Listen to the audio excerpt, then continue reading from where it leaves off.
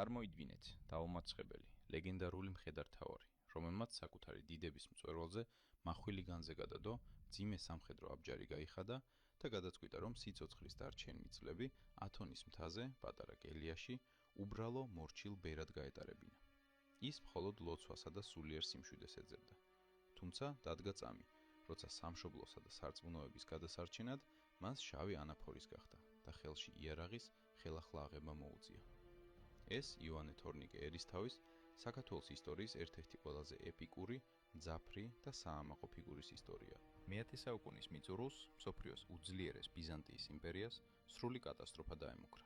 წამოიწყო რა დამანგრეველი სამოქალაქო ომი, აჯანყებულმა სარდალმა, ბარდას-კლიაროსმა, უზარმაზარი არმიით ბიზანტიის რეგულარული ჯარები გაანადგურა და პირდაპირ დედაქალაქ კონსტანტინოპოლს მიადგა. სასოწარკვეთილმა და შეშინებულმა იმპერატორმა შველა თავის ერთადერთ საიმედო მოკავშირეს, ქართველთა ძლევამოსილ მეფეს, ტაოს მფლობელ დავით მესამე კურაპალატს სთხოვა. დავითმა დაუყოვნებლივ შეკრიბა 12,000-იანი რჩეული, მძიმედ აღჭურვილი ქართული ცხენოსანი ჯარი.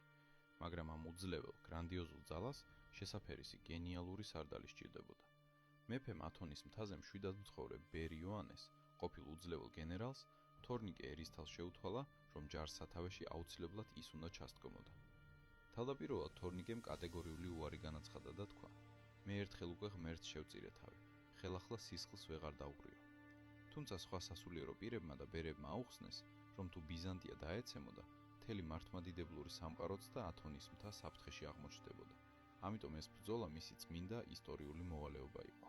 სწორედ ამის შემდეგ მოხდა დაუჯერებელი ტრანსფორმაცია. თორნიკემ მორჩილებით გაიხადა ბერის ანაფორა, ისევ აისხა მძიმე ფოლადის აბჯარი, იშიშვლა მახვილი და საბრძოლო ცხენს მოახდა. 979 წელს გადამწყვეტ პანკალიის ველზე ქართველთა 12,000-იანმა არმიამ თორნიკე ერისთავის სარდლობით ნამდვილი სასწაული მოახდინა. მათ პირწმინდად გაანადგურეს ბარდას-კლიაროსის აჯანყებულთა ორდოები და გადაარჩინეს ბიზანტიის იმპერია დაშლას. გამარჯვების შემდეგ მადლიერმა ბიზანტიამ ქართველ გმირს უზარმაზარი ზღაპრული სიმდიდრე, 1200 ლიტრა ოქრო და სხვა უთვალავი ჯვირფასეულობა გადასცა. რა გააკეთა თორნიკემ ამ ნადავლით?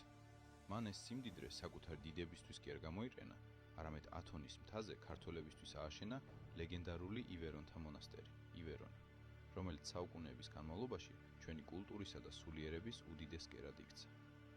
თავად კი თითქოს არაფერი მომხდარა, ისევ გაიხადა მძიმე აბჯარი და სიცოცხლის ბოლომდე უბრალო თავდაბალ ბერად დარჩა. მოვალეობა და ღირსება მისთვის ყველაფერზე მაღლა იდგა. თორნიკე ერისთავის ცხოვრება გვისვამს ერთ უმძიმეს კითხვას. თქვენი აზრით, რა უფრო დიდი გმირობაა?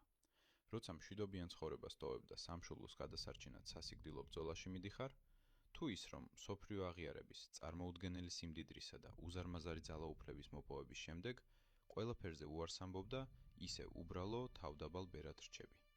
რას იზამთით თქვენ მის ადგილას? დაწერეთ თქვენი აზრი კომენტარებში და აუცილებლად გააზიარეთ ეს საამაყო ისტორია, რათა ყველამ გაიგოს ჩვენი დიდებული წინაპრების შესახებ.